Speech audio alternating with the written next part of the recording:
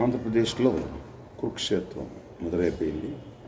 కదలిరా అని చంద్రబాబు అంటే సిద్ధం యుద్ధానికని జగన్మోహన్ రెడ్డి కూడా సభ పెట్టాడు.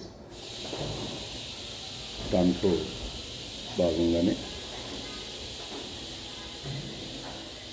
భీమిలిలో బ్రహ్మాండమైన సభ పెట్టి వైసీపీ ఎన్నికల సంకారం పూరించడం జరిగింది.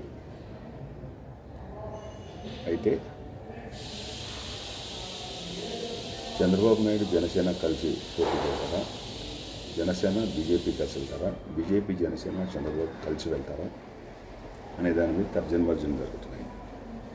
ఆల్మోస్ట్ వైసీపీ లిస్ట్ తయారు చేసుకుంది, ఎన్నికల సంకారం కూడా పూరించింది, సిద్ధంగా ఉన్నామని చెప్తాను. వై నాట్ 175 అనే స్లోగన్ తీసుకుని. కానీ వీళ్ళిద్దరి మధ్య ఎక్కడ జరుగుతుంది? టీడీపీ అలాగే జనసేన. పవన్ కూడా మధ్య 3వ వంతు సీట్లు అడుగుతున్నామంటే సుమారుగా ఒక 60 సీట్లు దాకా అడుగుతున్నారు, 55 నుంచి 60 దాకా. దానికి చంద్రబాబు ఒప్పుకుంటారా? డౌటే. కానీ ఒక ప్లాన్ ప్రకారం ఒప్పుకోవచ్చు. ఎందుకంటే చంద్రబాబు కానీ జనసేన కానీ పట్టులేని ప్రాంతం అంటే రాయలసీమ, ఎస్పెషలీ కడప, నెల్లూరు అటువైపు వాళ్ళకి. చిత్తూరులో ఒక చంద్రబాబు నాయుడు, అనంతపూర్లో హిందూపూర్ ఒకటి, సరే పయ్యావుల కేశవ్, ఈ ముగ్గురు తప్పించి ఎమ్మెల్యేలు లేరు. 52లో అక్కడ ఎమ్మెల్యేస్ లేరు, ముగ్గురే.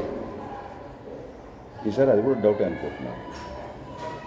అయితే ఒకవేళ కనుక పవన్ కళ్యాణ్కి టికెట్లు ఇవ్వాలి 55 నుంచి 60 అనుకుంటే, మరి రాయలసీమలో ఒక 30 దాకా ఇచ్చేస్తాను తీసుకోని చెప్పి అనంతపూర్ మొత్తం అట్టు పెట్టుకుని, నెల్లూరులో 2-3, ఎందుకంటే రామనారాయణ రెడ్డి లాంటి వాళ్ళు వచ్చారు, కోటంరెడ్డి వచ్చారు కాబట్టి వాళ్ళకి సీట్లు ఇవ్వాలి కాబట్టి నెల్లూరులో కొన్ని పెట్టుకుని, చిత్తూరులో తనే స్వయంగా ఉంటాడు కాబట్టి, అనంతపూర్లో కొంచెం బలంగా ఉంది కాబట్టి ఒక 30 సీట్లు దాకా జనసేనకు వదిలే అవకాశాలు ఉంది. కానీ జనసేన ఒప్పుకుంటారా? అక్కడ వాళ్ళకి పట్టలేదు.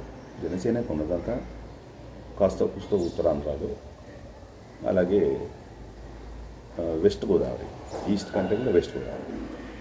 అక్కడ రాజులు తర్వాత కాపులు ఎక్కువగా ఉంటారు కాబట్టి వెస్ట్ గోదావరిలో మ్యాక్సిమం టికెట్ అడగచ్చు. దానికి చంద్రబాబు నాయుడు ఒప్పుకుంటారా అనేది ఇప్పుడు మరి టాక్ జరుగుతుంది. ఏదేమైనా మరి ఎన్నికలు సుమారుగా ఇంకొక 15 రోజుల్లో అనౌన్స్మెంట్ వచ్చే అవకాశం ఉంది.